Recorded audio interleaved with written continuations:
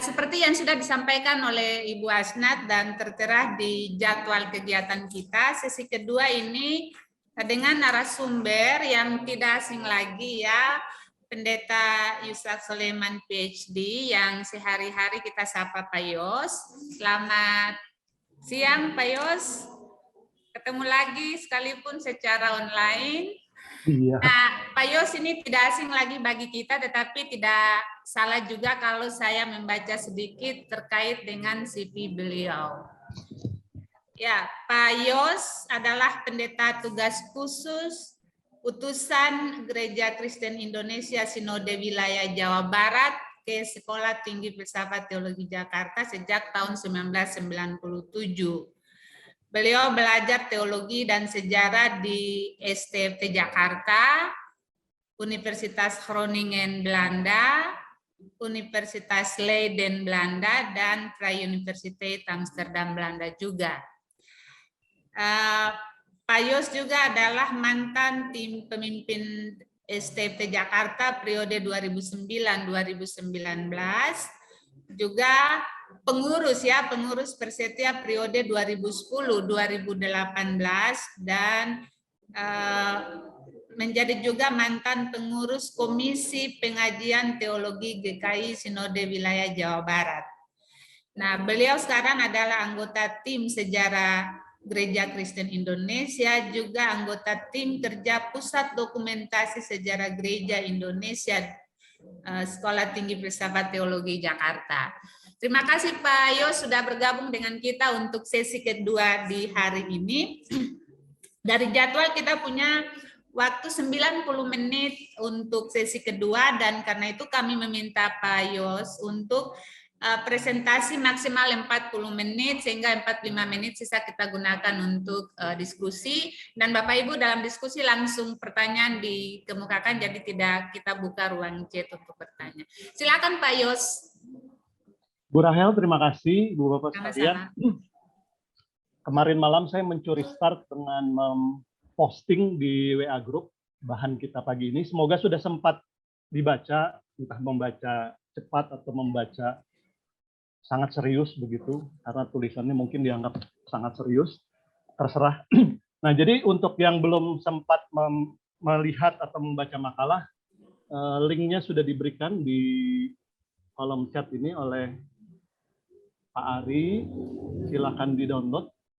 Nanti tanya jawab itu berdasarkan makalah, jadi presentasi PowerPoint sebentar ini yang sangat sebentar sebetulnya tidak terlalu menolong banyak kalau kita belum membaca. Itu catatan pertama. Catatan kedua, saya akan menggunakan whiteboard. Moga-moga bisa ini whiteboard ini dipakai.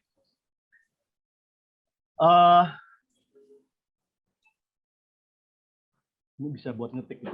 Ibu Bapak sekalian, bisnis kita mana ini? Oh gini. Bisnis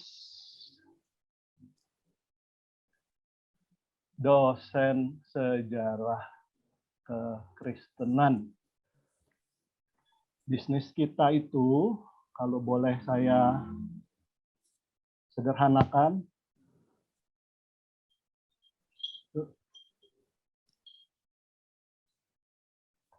ada 3. Yang pertama adalah bisnis kita menyangkut sources atau sumber-sumber sejarah. Lalu bisnis yang kedua menyangkut skill, keterampilan. Lalu juga knowledge, pengetahuan. Dan insight. Gimana tuh? Insight. Ya, pemahaman atau pengertian. Dan yang terakhir, bisnis kita juga sebagai dosen sejarah adalah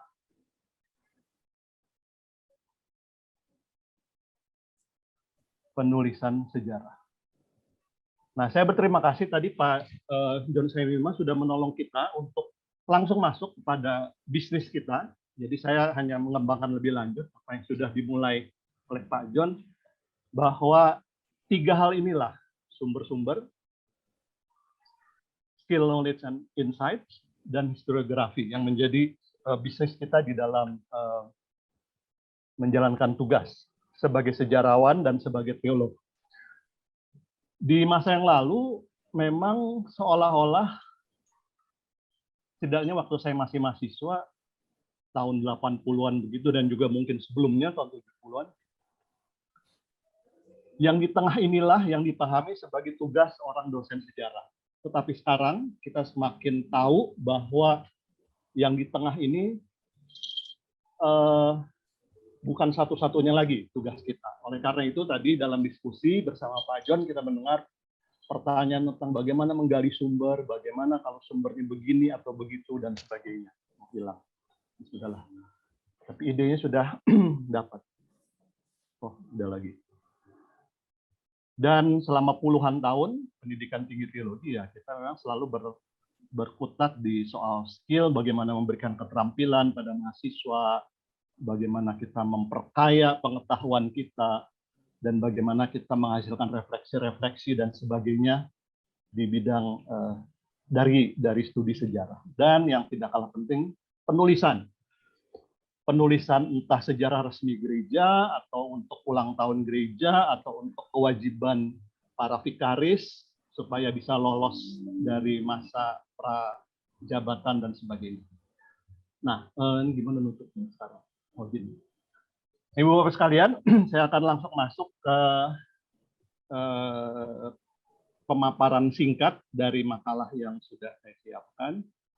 Jadi, judulnya sangat panjang, tapi slide-nya hanya sedikit. Tulisan di makalah yang cukup panjang, ada sekitar belasan halaman. Kelemahan serius studi sejarah kekristenan di Indonesia. Jadi ini sebuah introspeksi sebetulnya dan pencarian peluang untuk peningkatan kualitas studi sejarah kekristenan di Indonesia. Jadi ini adalah cita-cita atau harapan yang semoga bisa kita wujudkan bersama-sama. Jadi ini tugas bersama. Saya akan mengajak kita memperhatikan ada dua persoalan teknis yang menjadi penjelasan dari kelemahan, yaitu menyangkut dosen, kualifikasi resource person, dosennya, dan pemanfaatan dan ketersediaan sumber, serta aksesibilitasnya. Jadi bagaimana primary dan secondary sources itu, serta bagaimana situasi maupun pengalaman kita untuk bisa menjangkaunya.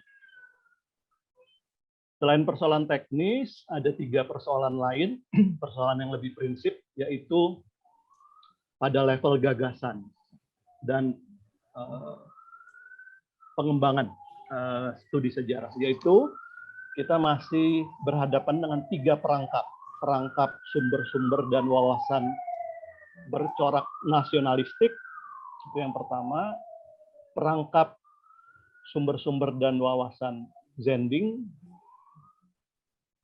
dan perangkap teologi kontekstual era 40-an tahun yang lalu, tahun 80-an sampai ke sini. Nah, uraian panjang ada di dalam makalah, saya sangat menganjurkan Ibu Bapak di dalam diskusi menggunakan yang tertulis di makalah. Menyangkut persoalan teknis pertama, menjadi catatan kita bersama bahwa dosen dengan gelar magister tidak terlalu bermasalah sebetulnya, karena sebagian besar sekolah teologi menyelenggarakan, bahkan hanya menyelenggarakan program sarjana. Jadi dosen dengan kualifikasi magister sudah layak dan cukup siap sebetulnya untuk mengajar. Di dalam tabel 2 yang ada di dalam makalah, di situ digambarkan ada data dosen berlatar belakang magister atau doktor. Tapi itu tidak terlalu masalah sebetulnya. Yang menjadi catatan dari persoalan teknis pertama ini adalah masih diperkirakan harus dilakukan penelitian lebih lanjut. Dosen pengampu di perguruan tinggi teologi sebagian atau juga mungkin lebih ternyata juga mengampu mata kuliah yang lain. mata kuliah bukan sejarah. Contoh-contohnya ada di dalam makalah, disebutkan di situ. Lalu diperkirakan juga dosen pengampu mata kuliah sejarah sebagian atau lebih sebetulnya adalah bukan dosen sejarah. Contohnya juga ada, contoh kecil saja, tapi juga bisa diperiksa di dalam situasi sekolah kita masing-masing. Lalu diperkirakan juga kenapa hal-hal di atas terjadi, karena bisa diduga perguruan tinggi teologi kekurangan tenaga dosen yang berlatar belakang pendidikan dalam disiplin sejarah, sehingga dosen sistematik, dosen PAK atau dosen PK atau dosen dari bidang apa saja karena pernah S1 belajar sejarah ya dianggap mereka sangguplah untuk mengajar sejarah untuk adik-adik di program sarjana. Jadi kekurangan tenaga. Nah, ini persoalan teknis pertama yaitu kualifikasi dosen. Kita akan berdiskusi dalam tanya jawab sebentar tentang persoalan ini. Persoalan teknis kedua menyangkut bisnis kita seperti yang saya gambarkan tadi, yaitu akses kepada sumber, tapi ini terutama pada sumber primer. Dalam makalah saya menggambarkan sejak tahun 50-an dan 60-an kita tertolong oleh dosen-dosen pada masa itu yang menulis kemudian menerbitkan buku-buku textbook sejarah berbahasa Indonesia.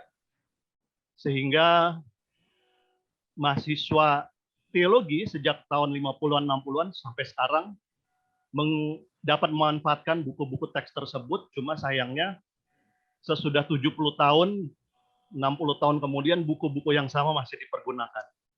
Buku Berkhof Enklar misalnya, Berkhof itu menulis pada periode sebelum perang, berarti sebelum tahun 42 begitu. Lalu Enklar menerjemahkan buku itu tahun 50-an. Jadi bayangkanlah dosen-dosen kita yang tahun-tahun ketika buku ini terbit pertama kali tentu mereka sudah emeritus sebagian besar. Dan kita masih menggunakan buku Berkhof Enklar. Diperkirakan hingga dasawarsa ketiga abad 21, nah ini buku-buku lama itu masih dipergunakan baik oleh para dosen pengampu dalam mempersiapkan mata kuliah dan juga para mahasiswa di sekolah-sekolah kita.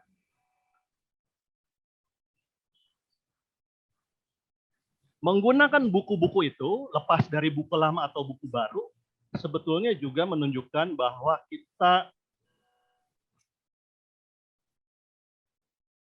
masih cenderung didominasi oleh pemanfaatan sumber-sumber sekunder dan belum memanfaatkan sumber-sumber primer. Nah, di dalam makalah juga saya menceritakan bahwa sejak 90-an sebetulnya sudah ada upaya untuk menolong kita yang dilakukan oleh teman-teman di negeri Belanda dengan menyeleksi dari arsip-arsip sending yang begitu luas, mereka menyeleksi dan membagi-bagi menjadi perwilayah. Jadi ada sejarah, ada seri sumber gereja Sumba, ada seri sumber gereja-gereja di Sulawesi, ada seri sumber gereja-gereja di Jawa Barat, di Jawa Tengah, dan seterusnya. Nah, sumber-sumber itu pun sebagian sudah diterjemahkan dalam bahasa Indonesia dan diterbitkan oleh DPK Gunung Muria. Sumber-sumber itu juga selain sudah dipublikasi, dicetak oleh DPK Gunung Muria beberapa belas atau berapa puluh tahun yang lalu, sekarang juga sudah bisa diakses sebagai data-data digital. Ya, linknya saya berikan di dalam makalah. Jadi nanti bisa memeriksa sendiri ke sana. Jadi sumber-sumber primer ini menjadi semakin aksesibel buat kita sekarang. Yang menjadi soal menyangkut persoalan teknis kedua ini adalah keengganan, keogahan begitu, dan juga mungkin ketidakmampuan, keterbatasan kemampuan untuk mengakses serta memanfaatkan sumber primer. Dan hal ini akan memiskinkan pengetahuan, knowledge, dan insights teologis, bukan cuma historis, tetapi teologis secara menyeluruh. Karena kita sangat hanya tergantung pada sumber sekunder yang ternyata juga sudah berusia puluhan tahun, yang ternyata juga ditulis bukan oleh kita. Nah, historiografinya oleh orang-orang lain. Ini dua persoalan teknis yang kita hadapi. Nanti mari kita bersama-sama diskusikan berdasarkan pengalaman kita di sekolah kita masing-masing. Selanjutnya saya masuk ke persoalan-persoalan yang lebih prinsipil menyangkut studi sejarah. Yang pertama adalah kita berhadapan dengan perangkap wawasan sejarah nasional. Dan ini sebetulnya bukan hanya di lingkungan gereja, di lingkungan yang lebih luas dalam penulisan sejarah kita sudah mengalami berkali-kali bahwa sejarah nasional kita adalah sejarah militer sebetulnya. Pahlawan bagi kita adalah tentara dan seterusnya. Kita pernah mengalami itu dan juga mungkin masih mengalami itu sampai sekarang. Dan dalam makalah kita menemukan dua contoh yang saya cantumkan di situ. Yang pertama contoh dari perayaan 27 Februari 2005 dari GPI, dan yang lain adalah tulisan di FB dari seorang arsitek dan juga mahasiswa studi lanjut di dalam bidang urban development yang memiliki perspektif seperti Pak Yewangu, lalu tokoh dari ilmu sekuler itu, ilmu yang lain, urban study itu, dia juga memiliki menurut saya wawasan tertentu yang mempengaruhi cara dia melihat sejarah. Dan ini yang saya sebut sebagai perangkap wawasan ideologi nasionalisme. Bagaimana mengatasinya? Mengatasinya adalah dengan kajian historis yang ketat, pembacaan teliti atas sumber-sumber primer, tapi ini juga kelemahan kita, melakukan kajian historis yang ketat dan membaca sumber. Dan akibat dari perangkap pertama ini, kalau tidak disadari, maka kita akan selalu berputar, termasuk wacana teologi kita, selalu akan berputar pada mitos. Saya memberi contoh-contoh juga di situ, contoh mitos-mitos yang memenjarakan kita oleh wawasan ideologi nasionalisme. Persoalan prinsipil kedua adalah ketergantungan pada sumber-sumber barat atau laporan-laporan para zending atau publikasi tulisan-tulisan mereka. Saya memberikan rujukan juga dan daftar seperti apa contoh-contohnya di sana di dalam makalah. Betul bahwa kritik yang mengatakan studi sejarah kekristenan Indonesia selama ini bercorak eurosentrik, itu betul. Tapi juga saya mau mengatakan kemampuan mengakses dan memanfaatkan sumber-sumber primer dari gereja dan sending Eropa adalah prestasi juga, karena tidak semua orang mampu melakukan itu.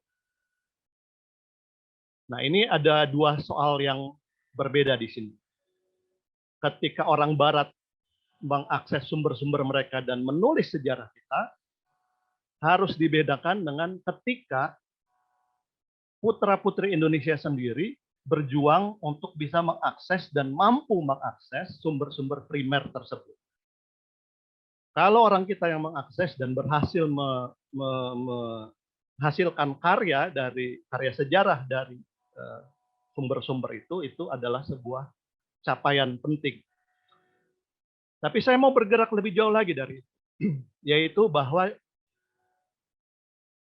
sumber-sumber primer sekular pun, catatan dari pemerintah, catatan dari berbagai pihak lain yang hidup sejaman dengan pokok bahasan kita, itu juga sebetulnya perlu dipergunakan untuk memberi gambaran lebih utuh tentang peristiwa yang diteliti. Jadi ketika sending masuk, mungkin baik kita mencatat bagaimana reaksi para pemimpin adat, bagaimana reaksi atau pengaturan yang dilakukan oleh pemerintah kolonial, misal. Bagaimana untuk melakukan itu, ya menggali sumber-sumber, bukan berdasarkan catatan sending mengenai pemerintah, bukan catatan sending mengenai para pemuka adat, tetapi sebisa-bisanya kita membaca arsip Hindia Belanda dan mempelajari, memeriksa oral tradition dari masyarakat adat di mana gereja kita hadir. Kerjaan tambahan ya, tapi itulah bisnis kita, sources. Jadi jangan terperangkap atau cepat berpuas diri hanya ketika mampu atau sudah mampu memeriksa arsip gereja dan sending Eropa. Tugas kita, tantangan kita belum selesai. Kenapa? Karena kita perlu menyeimbangkan pemanfaatan sumber-sumber Eropa tadi dengan sumber-sumber dari sejarah lokal kita sendiri. Lokal ini bukan cuma lokal wilayah, tetapi juga sebetulnya sumber-sumber yang berakar pada masyarakat kita. Nah, memang nanti ada persoalan sumber-sumber lokal ini tidak terawat dengan baik, ya, arsip-arsip dibuang, dibakar, atau rusak oleh karena iklim tropis kita. Nah, itu menjadi tugas bersama nanti yang bisa kita diskusikan di dalam diskusi kelompok dan sebagainya. Jadi, untuk menanggapi perangkap ketergantungan pada sending adalah dengan cara kita memaksa diri kita, bukan hanya mampu membaca sumber sending, tetapi juga mulai menjangkau sumber-sumber lokal kita yang sejaman dengan periode itu. Lalu persoalan prinsip yang ketiga adalah perangkap teologi kontekstual yang sangat dominan sampai hari ini, yang kita warisi dari era 70-an. Saya memberi catatan di makalah itu perkembangan sangat singkat, studi teologi dan juga capaian-capaian kita. Perkembangan awal teologi akademik di Indonesia diwarnai dengan berteologi kontekstual dengan pendekatan asimilasi, yaitu kita berusaha mengindonesiakan atau mempribumikan semua yang asing. Dan upaya ini dilakukan oleh para dosen Eropa, dosen Amerika yang bersimpati dengan budaya dan adat kita. Dan pada saat yang sama, mereka kadang-kadang atau sering sekali belum berhasil melepaskan diri dari akar budaya Eropa atau Amerika mereka. Nah, jadi beberapa tokoh Zendling misalnya yang dipuji-puji di dalam tulisan-tulisan sejarah kita masing-masing, mereka dipuji karena kemampuan mereka mempribumikan atau mengasimilasikan kekristenan ke dalam budaya lokal. Nah, warna teologi kontekstual kita dan penulisan sejarah kita hingga tahun 50-an, 60-an sangat diwarnai oleh hal itu. Dan kalau kita membaca dengan teliti tulisan-tulisan, tesis, disertasi kalau sudah mulai ada tahun 50-an, biasanya menghargai dan memuja-muji yang dilakukan oleh para teolog atau sejarawan Eropa Amerika yang bersimpati dengan budaya lokal atau teologi kontekstual dengan pendekatan asimilasi ini. Era 70-an dan selanjutnya mulai terjadi pergeseran ketika dosen-dosen dari barat ini makin sedikit jumlahnya dan juga berarti pengaruh mereka semakin minimal. Perkembangan teologi kontekstual berikutnya didorong oleh kita, oleh dosen-dosen Indonesia kita, para teolog Indonesia yang berpendidikan barat. Mereka rata-rata sekolah di Eropa atau di Amerika Utara atau Australia, tapi belum banyak ya waktu itu. Mulai tahun 70-an mereka pulang mengajar dan seterusnya. Yang mereka lakukan berbeda dengan para dosen asing yang mengajar di sekolah-sekolah kita di era 50-an, 60-an, awal 70-an. Dosen-dosen Indonesia berpendidikan Barat ini mulai mengkritik pengaruh Barat dan berusaha menggali berbagai budaya lokal sebagai landasan teologi kontekstual. Begitu juga dengan studi sejarah. Disertasi Pak Ukur misalnya memperlihatkan kecenderungan ini, meskipun beliau lulusan STT Jakarta, tapi modelnya adalah mengikuti kecenderungan teologi Indonesia yang mengkritik pengaruh Barat dan seterusnya. Tidak lagi seperti generasi sebelumnya yang lebih apresiatif, memuji, cenderung memuji, bahkan menjadikan para zendeling pertama itu seolah-olah seperti malaikat atau santo atau santa. Sampai hari ini masih banyak gereja yang seperti itu dengan para zendeling pertamanya. Santo dan santa atau malaikat malah. Perkembangan menarik pada zamannya, tahun 80-an. Tapi perkembangan ini kalau dilanjutkan terus sampai sekarang, artinya sudah hampir setengah abad, 80-an, tahun 2020-an, 40 tahun lebih, maka saya mengatakan ini menjadi perangkap teologi kontekstual. Karena teologi kontekstual kita menjadi sangat nyinyir atau sangat kritis terhadap Barat, tapi sangat kondusif, sangat permisif, sangat apa saja oke, sangat apologetik terhadap segala yang lokal. Seolah-olah yang baik yang lokal, yang Barat itu nggak usah dikritik. Nah, ini agak berbeda dengan generasi teolog kontekstual yang pertama. Para teolog Eropa, mereka juga sangat kritis terhadap budaya lokal, bahkan memilah-milah, menyeleksi mana yang baik, yang bisa diterima, yang bisa menjadi wadah teologi kontekstual, budaya lokal apa yang bisa menjadi wadah kontekstual dan seterusnya. Jadi menurut saya kecenderungan kita sekarang masih sama dengan era 80-an, kritis terhadap yang dari luar, yang dari Barat, kolonial lah segala macam gitu ya, terkait dengan perangkap yang pertama tadi, dan sangat oke. Seolah-olah apa yang ada dalam budaya lokal ini tidak bermasalah. Seolah-olah mitra dari agama lain atau budaya lokal itu tidak ada masalah. Nah, ini perangkap ketiga yang saya jumpai. Slide terakhir, saya hendak mengajak kita melihat peluang dan arah pengembangan studi setelah memaparkan 5 kelemahan tadi itu. Peluang dan arah pengembangan studi sejarah kekristenan di Indonesia.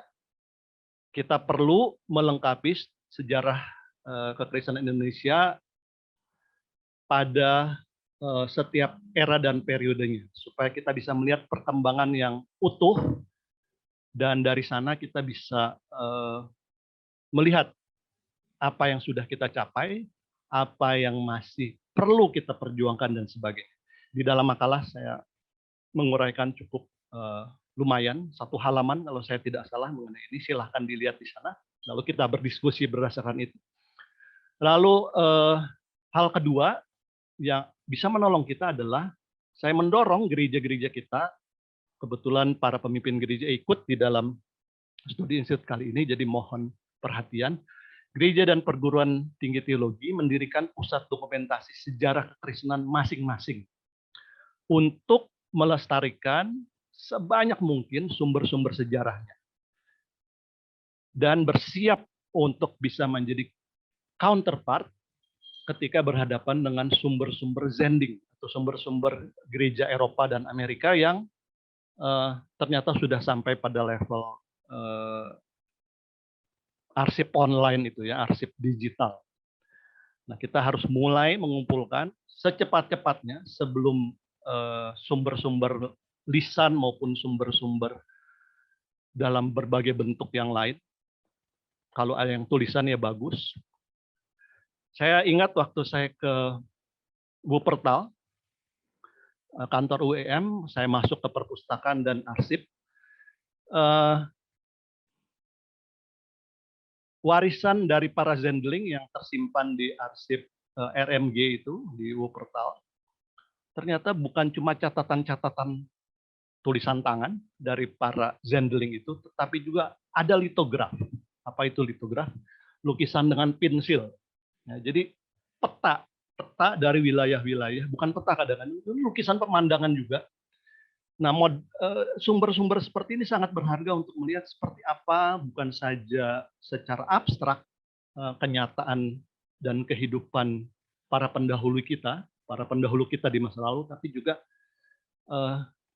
lingkungan alam misalnya melalui lukisan-lukisan atau belum ada alat foto seperti yang kita kenal sekarang.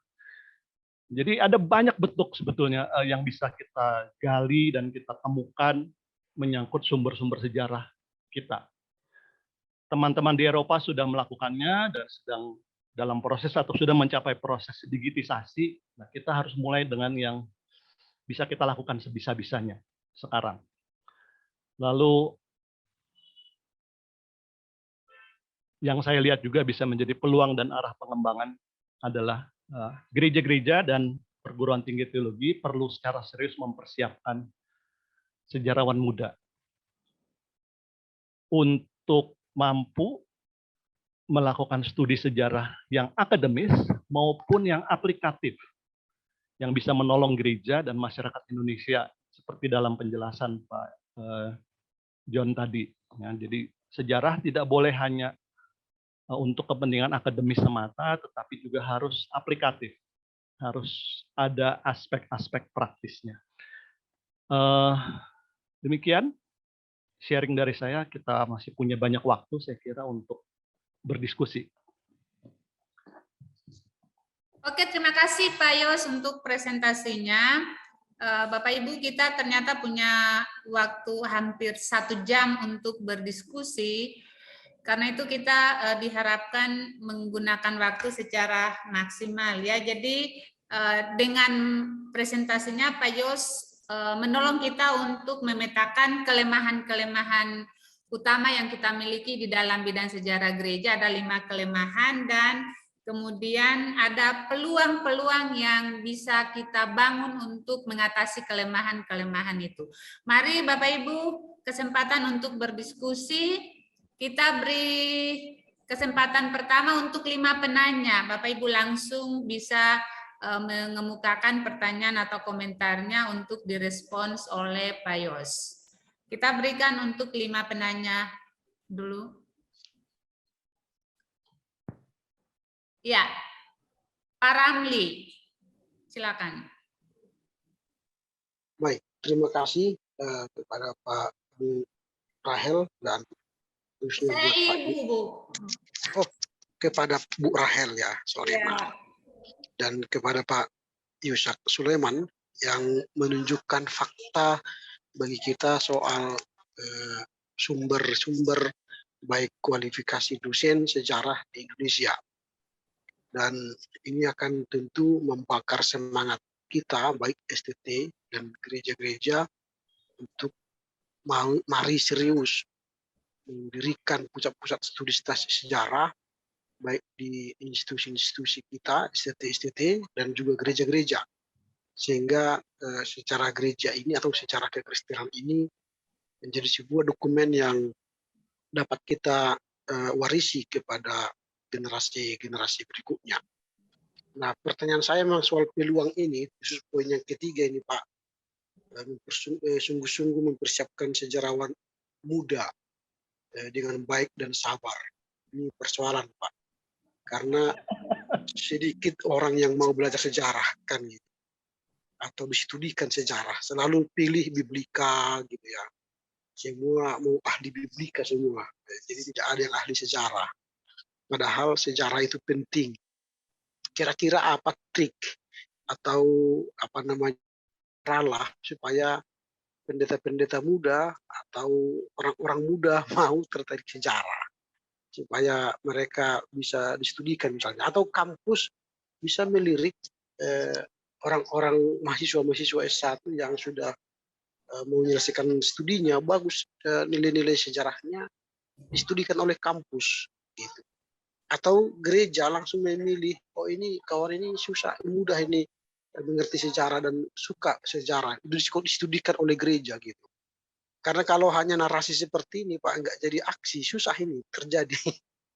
Nah, ini mana tahu ada tips dari Pak Yusak untuk membakar semangat generasi muda ini, melahirkan, mempersiapkan ini generasi muda menjadi sejarawan. Demikian dari saya Pak, terima kasih. Terima kasih Pak Ramli. Ibu Elvi silakan. Baik, terima kasih Ibu. Saya mengucapkan terima kasih kepada Pak Yusak yang telah memaparkan kepada kita persoalan-persoalan yang dihadapi oleh studi sejarah kekristenan di Indonesia secara khusus. Dan saya akhirnya melihat memang inilah situasi yang kita hadapi di dunia kampus di perguruan tinggi. Yang pertama, banyak dosen yang bukan ahli sejarah gereja menganggap dia mampu mengajar sejarah gereja. Oleh karena itu ketika ada pembagian mata kuliah, mereka mengatakan, mengapa hanya ibu itu saja yang mengajar sejarah gereja atau sejarah kekristenan, karena dia sudah memiliki banyak SKS. Bagilah kepada dosen yang masih kekurangan mata kuliah. Kadangkala percakapan itu muncul dalam rapat-rapat dosen ketika pembagian mata kuliah di awal semester atau ketika libur semester ada rapat. Ya, berulang kali kita berusaha menjelaskan, tetapi mereka mengatakan kan kita ketika S1 sudah belajar sejarah gereja. Jadi bagilah mata kuliah itu. Tapi akhirnya dengan percakapan-percakapan, pendekatan-pendekatan, itu bisa diatasi sehingga sekarang sudah mulai berkurang. Tapi itulah yang terjadi.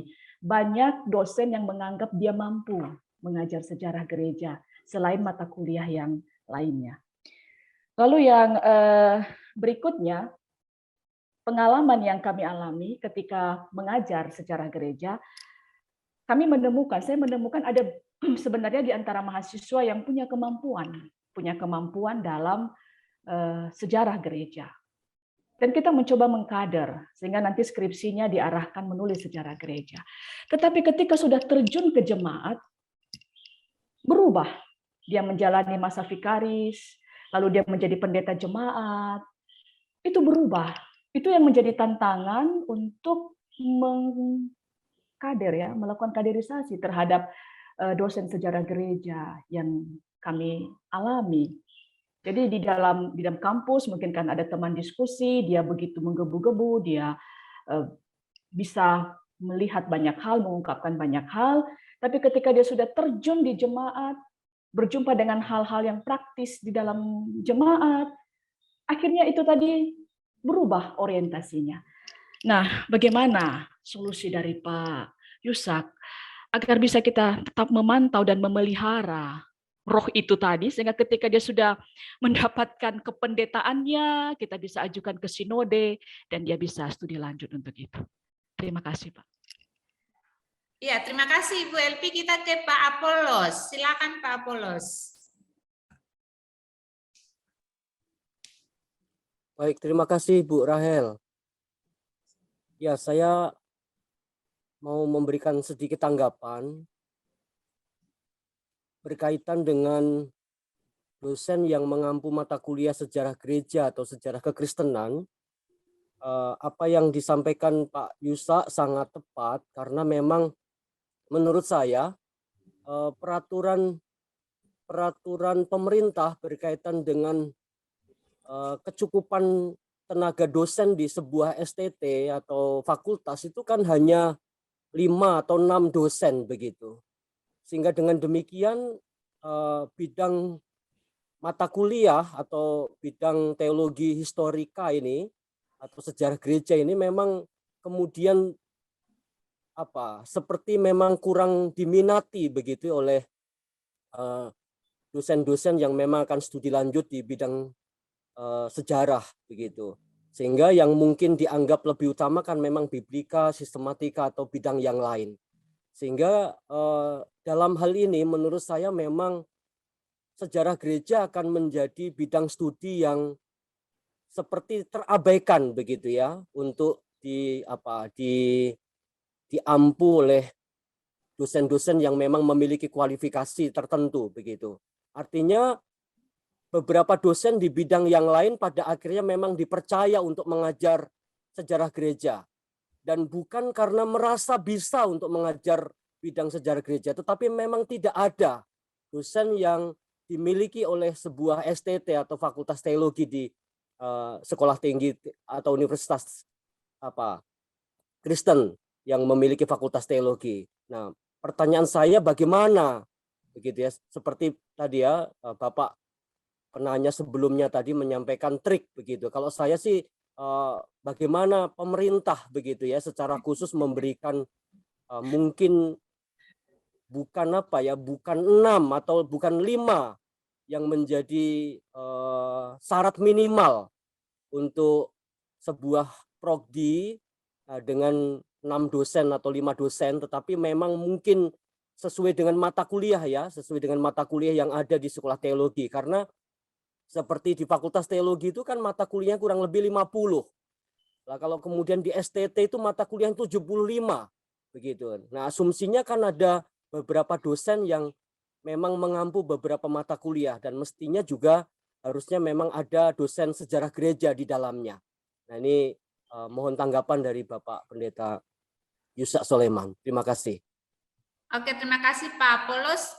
Penanya keempat, Ibu Elri, silakan. Ya, saya langsung saja Pak ke pertanyaannya terkait 2 hal.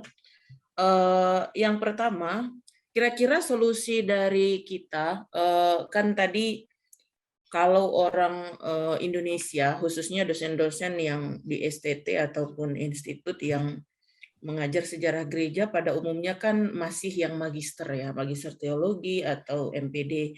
Tetapi itu pun memenuhi kualifikasi sebagai dosen pengajar oleh karena memang keterbatasan. Tapi apakah ada solusi bagi sekolah-sekolah teologi di Indonesia sehingga mungkinkah di Indonesia itu didirikan sebuah sekolah yang memang khusus mendidik para dosen untuk sejarah gereja ini? Nah, itu yang pertama, Pak. Yang kedua, memang kelemahan kita di Indonesia, khususnya di sekolah-sekolah teologi, itu kan keterbatasan buku. Nah, saya punya ya buku-buku sejarah gereja, karena kebetulan saya mengajar sejarah gereja. Tapi kami di Institut Injil Indonesia, ada dosen saya dulu, bukan dosen saya, tapi sudah selesai, namanya Pak Dietrich Kuhl, dosen di Institut Injil Indonesia mungkin sekitar tahun 70-80-an begitu, dan beliau meninggalkan sebuah karya di Institut Injil Indonesia, dan saya pikir Bapak Ibu mungkin tidak pernah menemukannya, dan dia menulis sebuah buku sejarah gereja, bukan sebuah tapi 4 buku sejarah gereja umum dalam 4 seri, dan biasanya kalau saya mengajar sejarah gereja memang saya combine semua, mulai dari yang bukunya Pak Dietrich Kuhl pasti saya pakai juga. Terus ada juga buku yang warna hijau dia ya, covernya itu Pak siapa? Saya ada, tapi saya lupa penulisnya siapa. Nah, itu ya. Judulnya Sejarah Gereja dari Berkhof, warna hijau. Ya, betul. Ya, Pak Louis Berkhof ya, Louis Berkhof, dan ada juga yang sejarah gereja lain yang saya punya, termasuk juga ada buku-buku yang seperti yang dia berseri itu ya, untuk sejarah gereja Indonesia gitu. Nah, untuk mengatasi ini sehingga kita memang tidak, kalau buku Pak Dietrich Kuhl ini dicetak sekitar tahun 99 Pak di kami gitu. Nah, bagaimana cara kita supaya kita bisa memiliki buku sendiri, walaupun saya sendiri tidak anti ya terhadap teologi yang didesain oleh para teolog-teolog Eropa begitu, karena kita tidak bisa pungkiri kita dipengaruhi oleh mereka gitu. Nah, tapi saya pikir kita pun cukup mampu sekarang untuk menciptakan sebuah teologi di Asia, khususnya Indonesia. Nah, sehingga tadi permasalahan yang disampaikan oleh Pak Yusak mengenai keterbatasan buku khususnya di abad yang ke-19 sampai sekarang ini sangat minim sekali gitu, Pak. Itu pertanyaan dari saya. Terima kasih. Oke, terakhir Pak Rikson. To the point ya Pak, please. Bu, terima kasih banyak. Saya berusaha mau to the point. Tapi saya mau bilang dulu, karena saya termasuk orang yang mungkin dicatat sebagai masalah. Catatan-catatan awal tadi. Ya, Pak Yusuf, terima kasih banyak untuk informasi bagi saya. Yang bermasalah Pak di catatan tadi, karena saya sebenarnya basicnya bukan sejarah gereja. Beberapa tahun belakangan dipercayakan lembaga untuk mengajar sejarah gereja. Alasan pimpinan lembaga ini pertama, karena saya dulu minor saya itu sejarah gereja. Tapi yang berikut Pak, selama dari 2000 saya sejak 2007 menghabiskan waktu itu mengikuti kursus-kursus pelatihan-pelatihan terkait dengan sejarah dan sejarah gereja yang dilaksanakan oleh berbagai lembaga.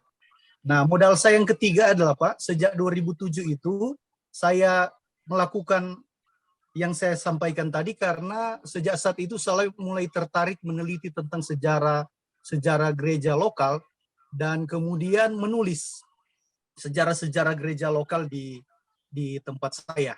Nah, itu persoalan saya Pak. Tidak tahu apakah itu persoalan serius atau tidak, Bapak mungkin bisa. Tapi itu modal saya Pak ketika dipercayakan lembaga untuk mengajar. Itu catatan-catatan saya ini Pak.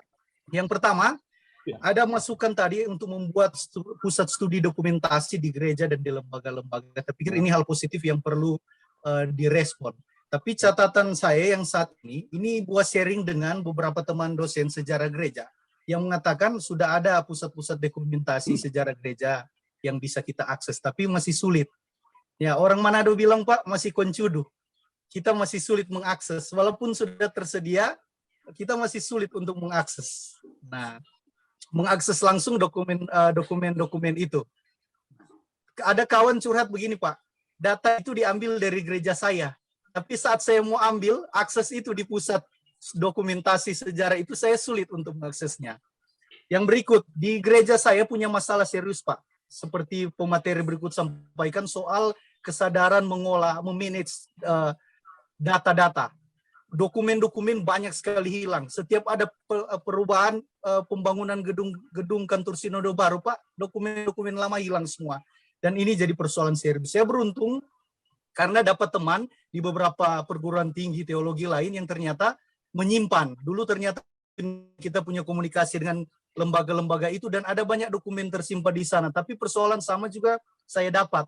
Ketika mau akses, saya cuma dapat akses sedikit. Kalau buku cuma catatan literatur Pak yang saya dapat. Nah, yang saya lihat secara global di Belanda sekarang sudah mengglobal. Semua informasi, buku-buku, data-data, dokumen itu didigitalisasi dan dipublikasikan untuk umum. Tapi persoalan kita di sini Pak seperti ya taputar orang Manado bilang. Data-data itu kita dokumentasikan tapi diprivatisasi. Saya pikir mungkin saya salah, tapi ini yang saya dengar dari beberapa diskusi dengan teman-teman dosen sejarah gereja.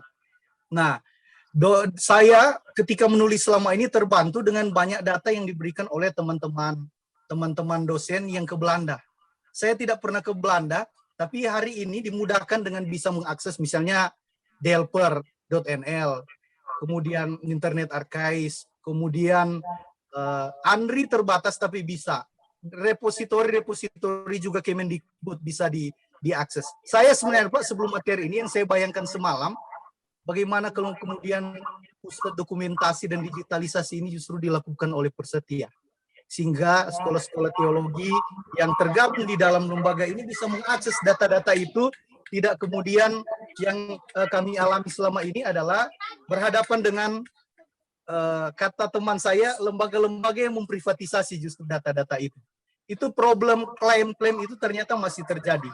Delper saya tahu itu kerjasama beberapa universitas. Karena pemerintah Belanda mulai mengurangi biaya perawatan. Proses perawatan data-data ini sangat sulit. Singkat ya, kita punya waktu semakin terbatas untuk bisa terakhir sekali. Baik, kalau gitu saya mohon maaf kalau terlalu panjang.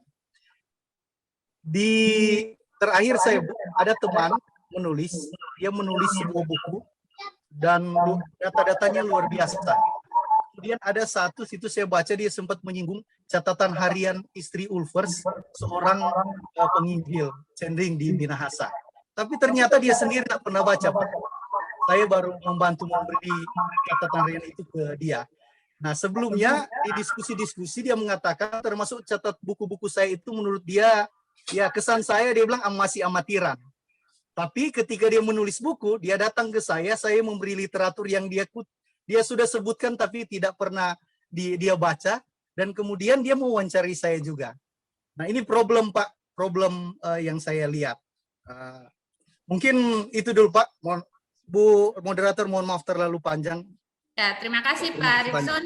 Pak Yus punya kesempatan untuk merespons, ada banyak sekali pertanyaan dari 5 orang ini, Pak. Silakan, Pak. Bapak sekalian, terima kasih untuk pertanyaan dan sharingnya, dan itu yang memang kita butuhkan bersama, yaitu bertukar pengalaman, bersama-sama memeriksa apakah masalah di tempat kita juga dialami oleh rekan-rekan kita di tempat lain.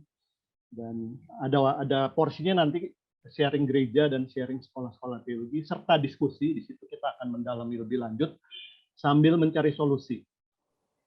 Jadi yang saya pahami, solusi itu kita diskusikan, kita sharingkan dan kita diskusikan solusi itu. Dan solusi itu bukan diinstruksikan oleh narsum. Jadi bukan tugas saya memberikan solusi, tugas saya adalah mengantar percakapan. Seperti yang sudah mulai terasa nih sekarang. Oh ya, di tempat saya juga begini, pengalaman kami begini. Gimana ya kemungkinan jalan keluar seperti apa? Nah, itu akan kita diskusikan bersama-sama. Saya berusaha untuk ikut seluruh rangkaian acara ini sampai dengan pleno nanti. Di situ kita akan diskusi di kesempatan-kesempatan yang memungkinkan. Jadi saya tidak akan menginstruksikan solusi di sini. Saya hanya sharing juga seperti yang Ibu Bapak lakukan dalam pertanyaan dan sharing tadi. Pak Ramli menceritakan tentang kesulitan persiapan sejarawan muda. Saya kira ini pengalaman bersama di banyak sekolah. Studi sejarah itu sudah sangat sulit dari mencari kadernya. Itu kami alami juga di sekolah kami. Dan ketika sudah dapat kader, ternyata yang bersangkutan belum tentu mau. Kalaupun mau, sudah studi S2, selesai studi S2, mungkin karena melihat, aduh, masa depan di jemaat lebih baik daripada menjadi dosen teologi, mundur, padahal sudah S2. Nah, itu terjadi juga di tempat kami, dan saya pikir di banyak tempat juga terjadi. Lalu studi sampai S3 pun belum tentu berhasil, karena macam-macam alasan. Karena memang ini termasuk studi yang agak berat, karena tidak ada fondasi yang cukup dan baik di masa studi program sarjana. Tadi sharing yang disampaikan kan menceritakan, ya di sekolah kami yang namanya studi S1 untuk mata kuliah sejarah itu ya bukan prioritas. Mata kuliah yang lain lah yang menjadi mahkota dari pendidikan teologi di lembaga-lembaga kita. Studi sejarah, ya siapa aja bisa ngajar. Nah, kalau dari fondasinya memang tidak kokoh, maka ketika dia studi lanjut, ketika dia harus memilih antara bekerja di jemaat atau bekerja di dunia akademis, itu sangat sulit. Kecuali sang calon ini memang sangat berani dan sangat mencintai sejarah, sehingga dia bisa sungguh-sungguh berkarir dalam studi akademis di bidang sejarah kekristenan. Nah, tapi tentu ini tidak hanya menyangkut sang calon. Oleh karena itu, dalam saran yang saya sampaikan di peluang itu, saya mendorong gereja-gereja juga membekali, memotivasi, memberi insentif. Saya ingat waktu saya mulai studi S3, Pak Carlos Tendring dan Pak Yan Aritona mengajak saya ikut menulis buku, menyumbangkan tulisan untuk buku itu ya, A History of Christianity in Indonesia. Nah, berapa banyak dari rekan-rekan senior yang perhatian kepada adik-adiknya yang sedang studi S2, studi S3 untuk mereka memberi tantangan. Berapa besar juga gereja-gereja kita, pimpinan-pimpinan di sinode memberi tantangan yang tentu bisa dijawab gitu ya, bisa diatasi oleh para calon atau para sejarawan muda ini. Jadi saya pikir tingkat kegagalan orang studi sejarah gereja itu sangat tinggi, karena itu dukungan dan juga kesabaran dari gereja dan juga dari perguruan tinggi itu sangat penting, dengan memberikan tantangan, memberikan pendampingan, sehingga tapi itu juga nggak menjamin sukses. Kita punya sejarawan gereja yang cukup, ini dosen-dosen sejarah yang dokter-dokter bisa cerita pengalaman mereka studi kayak gimana.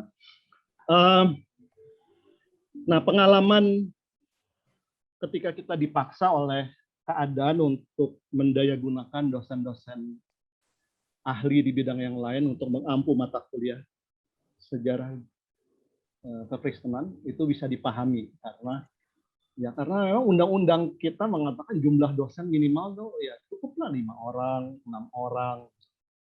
Padahal kita tahu dalam ensiklopedi teologi saja sudah ada berapa? Biblika, historika, sistematika juga ada yang dogma dan etika, itu berarti sudah 4. Lalu belum lagi yang liturgika, pendidikan Kristianis segala. Jumlah disiplin di dalam ilmu teologi itu sudah jelas lebih dari 5 atau 6. Jadi memang kenyataan keras yang harus kita hadapi adalah kekurangan dosen itu memaksa dosen-dosen yang bukan bidang keahliannya harus mengampu. Bagaimana mengatasinya? Nah, ini yang saya pikir harus kita bicarakan bersama-sama. Dan bukan hanya tugas ketua atau dekan mengatasi persoalan ini, juga tugas lembaga gereja yang mengutus dosen-dosennya ke lembaga-lembaga miliknya. Jadi sangat penting pemimpin gereja ikut mendengar kesulitan ini, dan dalam diskusi nanti kita akan mempercakapkan juga soal ini, bagaimana strategi bukan jangka pendek tapi ya pasti ini jangka panjang, 10-15 tahun yang akan datang, karena kita mempersiapkan orang-orang muda yang cakap, yang berminat, mampu mengembangkan diri, memotivasi juga diri sendiri berhadapan dengan kenyataan-kenyataan di lapangan ketika kita masuk dalam dunia pendidikan tinggi ini. Sejarah gereja tidak merupakan prioritas dalam pendidikan tinggi, ya akibatnya itu ya tadi penyiapan kadernya, lalu juga siapa yang mengampu mata kuliahnya. Nah, lalu Ibu Eri, apakah ada crash program untuk dosen sejarah gereja? Bagaimana mengusahakan ketersediaan literatur, khususnya yang berbahasa Indonesia, saya kira ya. Saya tidak khawatir dengan ketersediaan literatur, karena banyak sekali dosen-dosen sejarah yang rajin menulis, baik artikel akademis maupun buku-buku. Jadi tinggal, kalau soal ketersediaan literatur berbahasa Indonesia ini sebetulnya tergantung seberapa aktif kita di dalam jejaring, baik jejaring sesama sejarawan gereja maupun jejaring dosen-dosen dan perguruan tinggi teologi. Kita bertukar informasi, melihat di Sinta, segala macam. Oh, ada tulisan apa aja nih tentang sejarah dan seterusnya. Jadi soal ketersediaan literatur dalam bahasa Indonesia saya sekarang tidak terlalu khawatir, karena baik up to date-nya, kemutahirannya maupun kualitas dari tulisan-tulisan sejarah dalam bahasa Indonesia. Saya tidak terlalu khawatir. Jadi tinggal bagaimana kita membangun jejaring dengan rekan-rekan di bidang studi atau di perguruan tinggi teologi. Nah, apakah ada crash program? Beberapa kali Pusat Dokumentasi Sejarah Gereja Indonesia, sekolah kami ini menyelenggarakan seperti itu, crash program. Crash program untuk dosen-dosen dan calon dosen sejarawan gereja.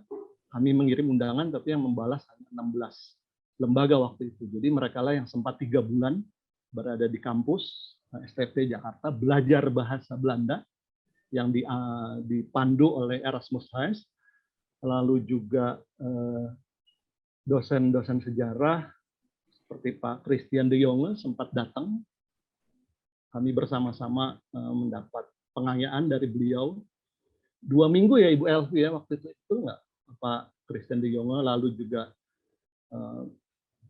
banyak hal yang sudah kita lalu juga kami sempat bekerja sama dengan Arsip Nasional Republik Indonesia untuk menyelenggarakan pelatihan wawancara sejarah lisan. Itu nama nama metode yang dikembangkan oleh Andri untuk menggali sumber-sumber lisan. Itu lebih singkat ya, Ibu Elvi dan Pak Amos kayaknya waktu itu ikut. Jadi ya memang karena program itu mahal dan juga hanya bisa menampung hanya sekitar 20-30 orang, makanya kami tidak bisa membagi untuk semua. Nah, kalau crash program itu secara intensif 2 atau 3 tahun sekali, Pusat Dokumentasi Sejarah Gereja Indonesia di STP Jakarta melakukannya. Lalu untuk Pak Rikson, soal sumber dan aksesnya. Nah, ini nanti yang akan dipresentasikan oleh Ibu Yonea dari PDSGI STFT Jakarta dan Pak Surya dari Litbang PGI. Ada rencana dari PGI dan PDSGI STFT Jakarta untuk mengajak gereja-gereja secepatnya, cepat ini bukan dalam arti bulan, tapi dalam hitungan tahun barangkali, untuk secepatnya masuk ke dalam era digital gereja dengan cara melakukan digitisasi. Tentu sebelum digitisasi ada syarat-syarat yang harus dipenuhi, seperti misalnya bahan sudah terdokumentasi. Nah, bagaimana itu mendokumentasikan, itu ada tekniknya. Jadi saya tidak akan menjawab sekarang mengenai akses dan ketersediaan, lalu bagaimana membangun dan mengumpulkan, menggali, mengumpulkan, merapikan, kemudian mendigitalkan sumber-sumber Indonesia kita atau sumber-sumber dari gereja kita masing-masing. Ini ada di dalam percakapan kita di session besok saya kira ya, Ibu Rahel kalau nggak salah di daftar acara. Jadi kita ikuti nanti percakapan besok dari teman-teman PDSGI dan Litbang PGI. Saya kira saya sudah mengcover sharing dan pertanyaan dari teman-teman. Ya, terima kasih Pak Yos, tapi kita masih punya waktu, karena itu Bapak Ibu yang masih mau bertanya, berkomentar terkait dengan presentasi Pak Yos, silakan dengan raise hand. Pak Mehamad, silakan Pak. Ya, baik, terima kasih Ibu Rahel. Terima kasih juga buat Pak Yos yang sudah banyak membantu ya selama penelitian sejarah gereja, khususnya saat saya ke STT Jakarta. Jadi susah juga mencari seperti Pak Yos, dosen yang mau membantu langsung ketika ada mahasiswa yang dari luar STT Jakarta meneliti ke STT Jakarta. Jadi itu sudah saya rasakan. Dan bukan hanya Pak Yos, saya rasa Pak Haritona? Bukan, Pak Yoas Adi Prasetya juga. Iya, sangat ramah hari itu, saat itu menyambut. Baik Pak, yang saya pikirkan begini Pak, ketika mendapatkan bahan sejarah primer itu yang berbahasa Belanda tua itu, atau Belanda atau Jerman kuno itu, kami sebagai peneliti tidak mampu membacanya. Karena bahasanya bukan bahasa Belanda atau Jerman masa kini. Dan kami perlu dibantu oleh guru kursus yang memang mereka sudah berumur dan lama tinggal di Eropa dan kembali ke Indonesia setelah pensiun. Itu yang saya rasakan. Jadi apakah Persetia atau Sekolah Tinggi Teologi atau STFT Jakarta punya program untuk membimbing dosen-dosen atau mahasiswa yang ingin meneliti sejarah gereja, khususnya sumber primer itu, yang dalam bahasa asing itu, untuk membimbing bagaimana bisa belajar bahasa yang tua itu, begitu Pak. Itu saja pertanyaan saya. Ada apa tidak? Kalau kursus bahasa Belanda atau Jerman modern banyak, di Medan juga banyak. Tapi untuk pengkursus yang muda, mereka tidak bisa baca. Jadi kami harus mencari penerjemah yang sudah tua, yang memang lama tinggal di Belanda, dan setelah pensiun kembali ke Indonesia. Ada apa tidak program untuk belajar bahasa yang tua itu, Pak? Belanda dan Jerman. Itu pertanyaan saya. Terima kasih, Pak. Terima kasih, Pak Mohamed. Ibu Florence, silakan. Oh, sorry. Terima kasih Bu Ake, terima kasih untuk kesempatannya. Pak Yo, selamat siang. Ya, saya mulai dari, saya mau katakan saya waktu itu tulis tentang sejarah pembantaian guru Injil di Fak-Fak, tapi nanti dapatnya bukan hanya guru Injil, tapi juga imam klerer dan utusan jemaat. Nah, itu terjadi di zaman Jepang, itu untuk daerah Fak-Fak, Papua Barat. Nah, kesulitannya saat itu adalah data. Untuk itu tidak heran kalau memang pendekatan yang saya pakai adalah pendekatan penelitian sejarah lisan. Walaupun memang belum semua orang memahami metodologi sejarah lisan itu. Tapi saya nekat untuk saya mengambil itu karena kesulitan data. Lalu kemudian yang berikut, waktu itu saya ketemu dengan Pak Yan Aritonang dan beliau sendiri yang sampaikan bahwa nanti saya coba bantu untuk mendapatkan data. Dan saya pikir Pak Yos juga waktu sempat membantu saya dari buku yang saya peroleh untuk metodologi waktu itu. Nah, kemudian sudah ada pada tahap penulisan. Kendalanya di situ, di dokumen dan sebagainya. Yang tadi saya bilang, makanya saya berjuang dengan metodologi sejarah lisan tadi. Dan juga memang ada data-data sejarah yang masih saya dapatkan seperti itu, sehingga saya akhirnya tesis saya masih bisa diterima sebagai sejarah seperti itu. Nah, mungkin tadi yang dibagikan oleh Pak Yos terkait dengan pengkaderisasian ini. Saya saat itu juga mengalami kesulitan karena bisakah ini diakui sebagai sejarah, gitu. Dan saat itu terakhir saya disuruh Pak Richard Dawley, kamu coba ke Belanda, seperti itu. Nah, kesulitan saya adalah waktu itu kami tidak ada biaya ya untuk penelitian ke sana, lalu kemudian saya sendiri juga terbatas dari saya tidak bisa berbahasa Belanda, seperti itu. Dan untuk itu tadi ada penyampaian dari Pak Yos bahwa memang sempat ada kursus bahasa Belanda. Wah, ini menarik sekali buat saya.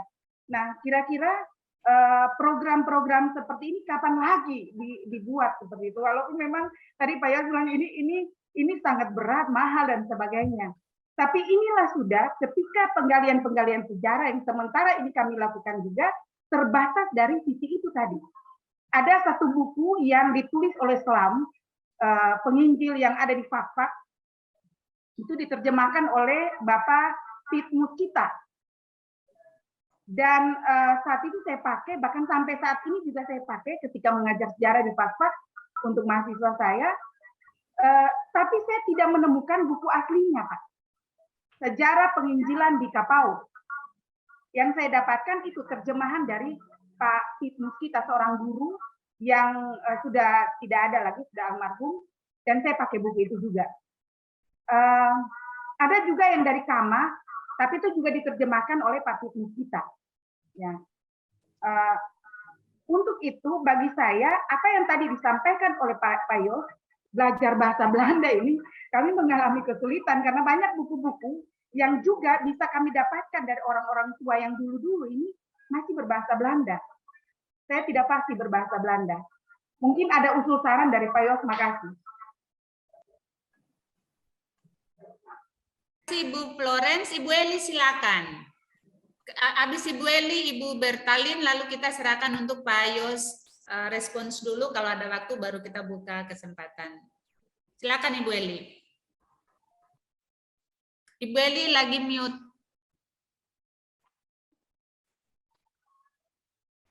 Oke, terima kasih untuk waktunya Ibu. Ya. Selamat siang Pak Yusak. Terima kasih untuk materinya. Dari tadi saya melihat bahwa di dalam penulisan sejarah itu sumber kan banyak, Pak, ya. Nah, yang menjadi pertanyaan saya, minimal dari sumber-sumber yang ada, otomatis kan itu berbeda-beda, Pak. Untuk menjadikan data itu valid, minimal berapa sumber yang harus kita dapat minimal. Salah satu contoh, si A mengatakan begini, si B begitu. Nah, ada 4 sumber dan ada 3 sumber yang berbeda. Apakah 5 sumber sudah cukup ataukah harus lebih lagi? Jadi poinnya minimal berapa sumber agar sebuah data itu valid untuk ditulis menjadi sebuah sejarah. Itu yang mau saya tanyakan, karena dengan adanya materi yang dibagikan ini, saya tergelitik untuk menulis sejarah gereja saya sendiri. Terima kasih, Pak. Terima kasih, Ibu, waktunya. Oke, terima kasih Ibu Eli. Ke Ibu Bertalin, silakan. Terima kasih Ibu Rahel. Selamat siang Pak Yos. Siang Bu. Oke Pak. Kira-kira Pak, setahun yang lalu saya mencoba menggali informasi tentang sejarah kekristenan di Pansurbarus. Dan saya berkunjung ke sana. Dan saya menjumpai beberapa lah ya orang tua yang orang tuanya dulu juga mewariskan pengetahuan tentang sejarah kekristenan di sana, sampai akhirnya kekristenan itu sangat minim sekali di sana sekarang. Tetapi tidak ada sumber tertulis tentang hal itu. Kalau boleh saya katakan dari perspektif Islam yang lebih banyak tentang hal itu. Jadi dikaitkan dengan historiografi penulisan sejarah ini Pak, bagaimana supaya penulisan itu mencapai kaidah-kaidah ilmiah, terpenuhi kaidah-kaidah ilmiahnya, kira-kira bagaimana pengujian terhadap sebuah tradisi lisan yang tentu bisa saja terjebak di dalam subjektivitas. Jadi bagaimana itu pengujiannya ketika tradisi atau tulisan itu tidak tersedia begitu. Supaya nanti subjektivitas itu tidak terlalu menonjol. Jadi apakah ada hal-hal yang memagar itu? Terima kasih Pak Yos. Terima kasih Ibu Bertalin. Kita batasi 4 orang penanya aja dulu untuk yang kedua ini. Silakan Pak Yos memberi respons untuk. Ya, terima kasih Pak Muhammad dan Ibu Florence. Saya sangat mengerti mengenai kendala bahasa itu yang menjengkelkan buat kita. Saya udah siap gitu, udah siap studi, udah tahu mau nulis apa, mau cari bahan apa. Bahasanya nggak ngerti. Gimana ini? Nah, ini juga memang realitas yang ada di depan kita sampai sekarang. Dan tidak ada pilihan lain ya belajar bahasa. Dan kalau kita mau menatap masa depan, ya kita siapkan adik kita atau murid-murid kita untuk sesegera mungkin mereka belajar bahasa. Mulai dengan bahasa Jerman atau bahasa Belanda yang standar saja. Sebab saya juga mulai dengan itu dulu sebelum saya berangkat studi tahun 94 itu. 2 tahun di Bandung waktu menjadi pendeta jemaat, saya kursus bahasa Belanda yang biasa 2 tahun persiapan studi. Nah, kalau saya bukan bidang sejarah gereja untuk di Bidika, tidak ada kewajiban saya belajar dan menguasai bahasa Belanda. Tapi kalau memang sejak awal kita sudah tahu calon mahasiswa ini akan jadi sarjana hukum, apalagi hukum-hukum yang klasik, menjadi sejarawan, maka sesegera mungkinlah mereka harus bisa minimal bahasa Belanda yang modern. Lalu ketika saya studi S3, saya mendalami arsip VOC, tulisan tangan, bukan mesin tik, dan bahasa Belanda abad 17, 17e eeuw Nederlands, itu sangat berbeda dengan tulisan Zending, yang sebagian sudah diketik. belajar lagi 1 tahun yang namanya paleografi, ilmu membaca tulisan tangan, bukan membaca nasib, tapi betul-betul membaca tulisan tangan dengan bahasa Belanda abad 17. Nah, jadi memang ini saya bisa mengerti karena pengalaman saya. Kendala bahasa ini bisa menjadi bagian yang menjengkelkan dan bagian yang melelahkan dan bagian yang bisa membuat orang putus asa untuk mendalami studi sejarah yang sangat serius, sangat mendalam. Tapi kalau itu bisa dilewati, saya yakin mungkin untuk generasi kita ya sudahlah, udah lewat gitu ya, kesempatannya apa boleh buat. Tinggal minta tolong aja. Minta tolong dosen pembimbing yang kebetulan menguasai bahasa Belanda misalnya untuk mendampingi ketika kita dengan susah payah sudah menerjemahkan dan berusaha mengerti. Nah, dosen pembimbing yang kebetulan bisa bahasa Belanda, kita tanya bener nggak nih tulisan kita. Ya, jadi untuk kita old here atau old dames ini, orang-orang tua 40-an tahun ke atas, apa boleh buat? Terima nasib lah. Karena sudah bukan waktunya lagi kita belajar ilmu yang baru atau belajar bahasa yang baru. Sudah berilah kesempatan pada anak-anak dan adik-adik kita, murid-murid kita. Nah, pengalaman saya juga melihat teman-teman Muslim yang datang ke Leiden waktu itu untuk studi Islam di Leiden, sangat luar biasa. Mereka bahasa Inggris pas-pasan, nggak terlalu pintar dalam arti kemampuan akademis, tapi mereka bisa studi di Leiden dan lulus. Modalnya apa? Bukan bahasa Belanda, bukan bahasa Inggris, karena mereka ditolong untuk menulis dan mengedit bahasa Inggris. Modal mereka adalah bahasa Arab dan kemampuan mereka untuk masuk ke teks-teks kuno yang tidak bisa dimasuki dan dibaca oleh sarjana-sarjana Islam yang adalah orang Eropa. Artinya apa? Artinya ketika kita memilih bahan penelitian dan penulisan kita, kita harus memilih yang bahannya memang ada di tangan kita dan kita yakin kita bisa menggunakannya. Kalau satu waktu kita terpaksa berjumpa dan bertemu dengan sumber-sumber yang bahasanya kita tidak kuasai, ya kita harus minta tolong orang, apa boleh buat. Nah, keuntungan teman-teman kami di Leiden, teman-teman para sarjana dan mungkin sekarang sudah jadi dokter-dokter juga di UIN mana begitu. Modalnya hanya bahasa Inggris yang pas-pasan, paling tidak bisa untuk menulis, dan bahasa Arab. Dan mereka memilih topik penelitian yang belum pernah disentuh oleh orang Eropa, dan hanya mereka yang tahu. Nah, modal kita dengan sumber-sumber lokal itu, dengan bahasa daerah, itu juga belum tersentuh. Dengan tradisi lisan, itu juga belum tersentuh oleh para sarjana Eropa. Itu yang bisa kita olah menjadi tulisan-tulisan akademis. Nah, tadi pertanyaan bagaimana menghindari subjektivitas. Di bagian awal, bagian introduction, bagian pengantar dari karya sejarah kita jelaskan bahwa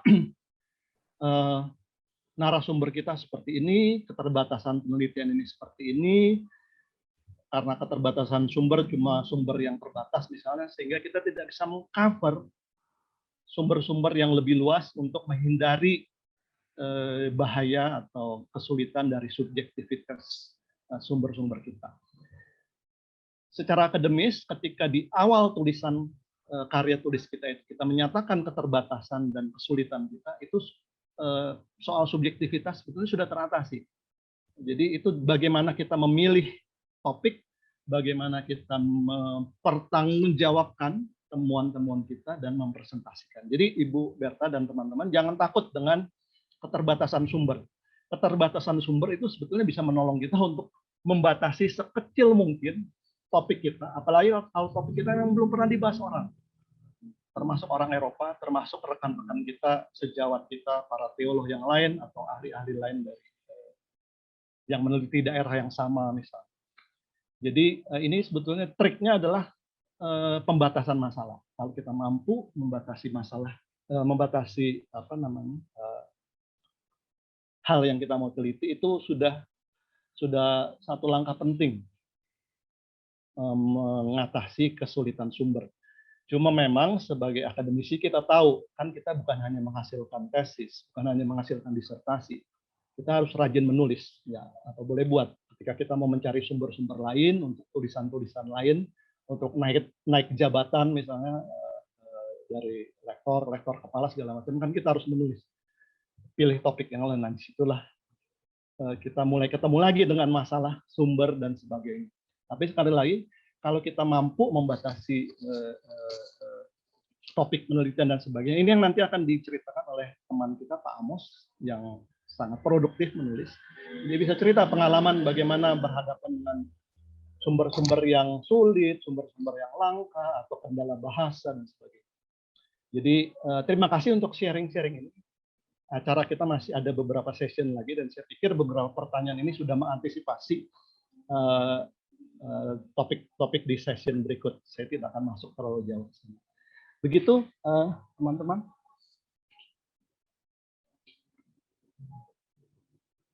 Oke, terima kasih Pak Yos untuk responsnya terhadap pertanyaan-pertanyaan dari 4 orang. Kita masih punya 15 menit. 1 orang saja Bapak Ibu yang kalau masih mau memberi komentar atau pertanyaan terkait dengan materinya Pak Yusak, Pak, dipersilakan. 1 orang saja kalau. Oke, Pak Mehamat. Oh, sorry, Pak Mehamat tadi sudah jadi Pak Bayu Laksono. Silakan Pak Bayu. Ya. Semoga terdengar suara saya, Bu Rahel. Pak Ishak. Selamat siang Pak Ishak. Saya membaca makalah Pak Yusak dan dari pengamatan beberapa sesi tadi belum menyinggung hal ini. Terkait dengan perangkap ideologi nasionalistik dan juga kontekstualisme di Indonesia. Kalau yang perangkap kedua mungkin itu masih saya pertimbangkan, gitu ya, karena kita masih sangat membutuhkan sumber-sumber zending itu, meskipun nanti tinggal mengawal saja cara menggunakannya. Kalau ternyata perangkap itu sudah menjebak kita sampai 40 bahkan 50 tahun, saya khawatir semakin membuat para sejarawan di Indonesia takut menuliskannya. Di sisi yang lain, tulisan-tulisan yang mengedepankan kearifan lokal, mengkritisi yang barat, itu tampak populer dan mungkin seksi di jurnal-jurnal akademis. Lalu memang pada akhirnya pekerjaan berat buat para sejarawan adalah menggunakan sumber-sumber secara teliti dan hati-hati sehingga menghasilkan sebuah tulisan yang berbeda. Saya pikir tantangan ini memang berat sekali buat para sejarawan. Belum lagi tadi persoalan bahasa. Tapi peluang apa yang paling mungkin untuk menjembatani dengan tuntutan para sejarawan dan dosen adalah menghasilkan tulisan-tulisan akademis. Kira-kira kita mengambil posisi yang mana dalam bayang-bayang perangkap nasionalistik dan apa tadi kontekstual, bahkan teori baru postkolonial, gitu ya. Kita bisa mengambil bagian mana menurut Pak Yusak yang paling mungkin dilakukan untuk mengubah perspektif-perspektif yang berkembang saat ini. Saya pikir itu pertanyaan saya. Terima kasih Bu Rahel, terima kasih Pak Yusak.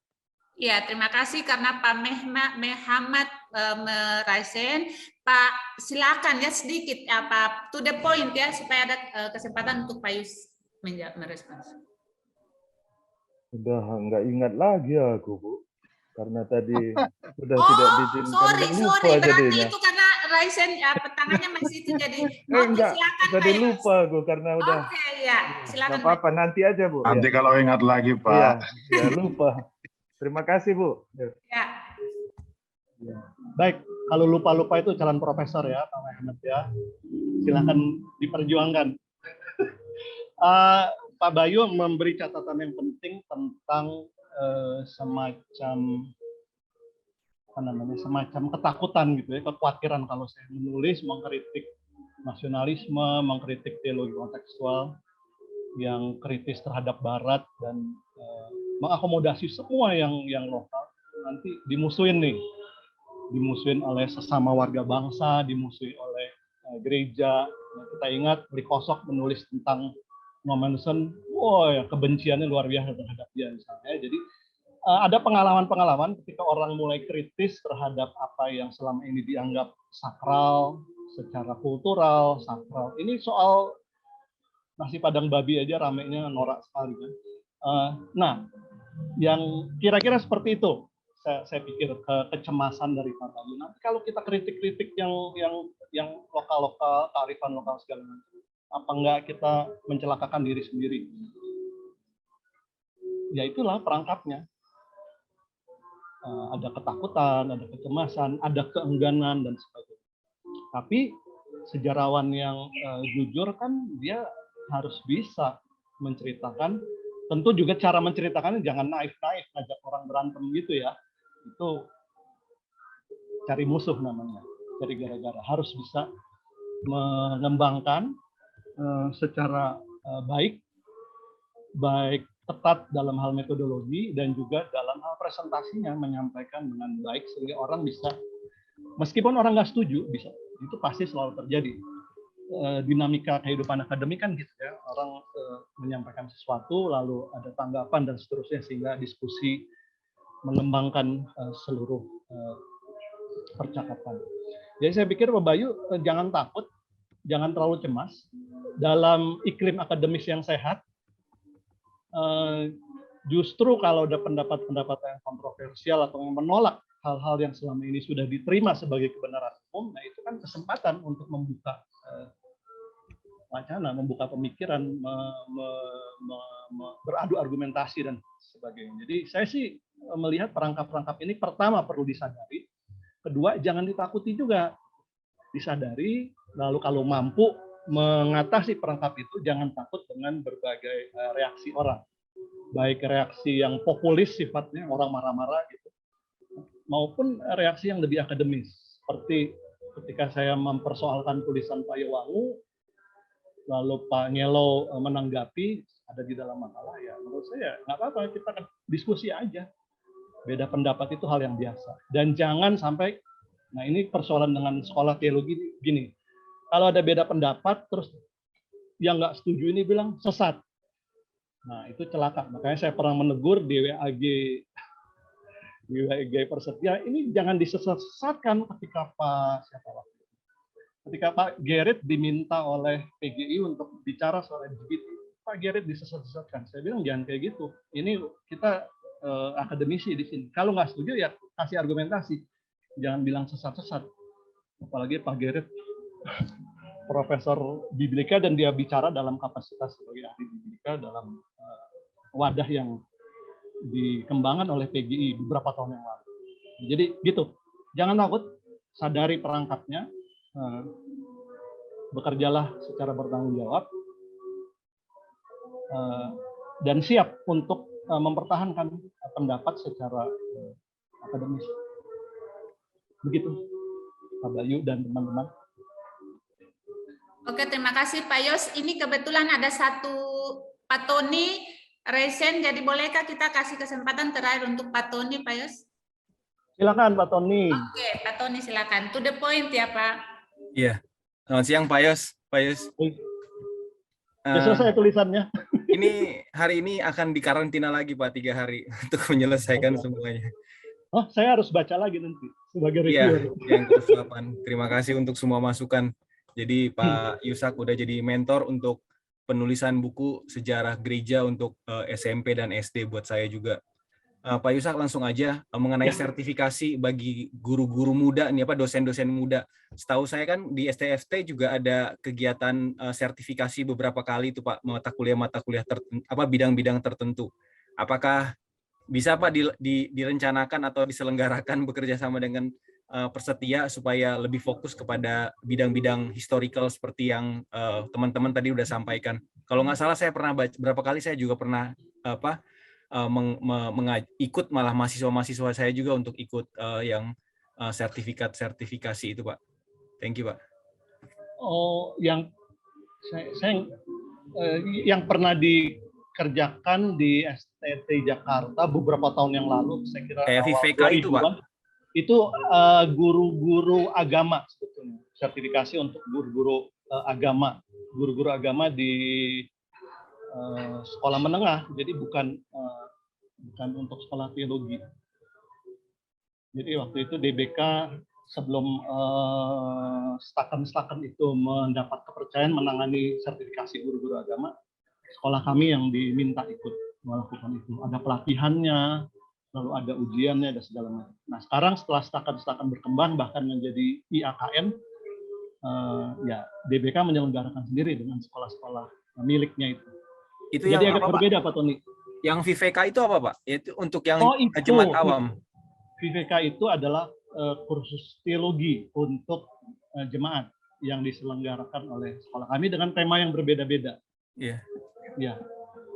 Temanya ya macam-macam, ada tentang liturgi, ada tentang teologi sistematik, ada soal pastoral, macam-macam. Tergantung apa yang mau diolah tahun itu. Belum Nah, ada saya yang nggak ikut di situ, saya nggak ikut di situ. Yang mengelola sekarang Pak Binsar, dulu yang mengelola Pak Yowas. Oke, Pak. Thank you Pak, itu aja sih Pak. Oke, baik. Terima kasih. Terima kasih Pak Yos. Bapak Ibu, kita sudah tiba pada penghujung sesi kedua ini.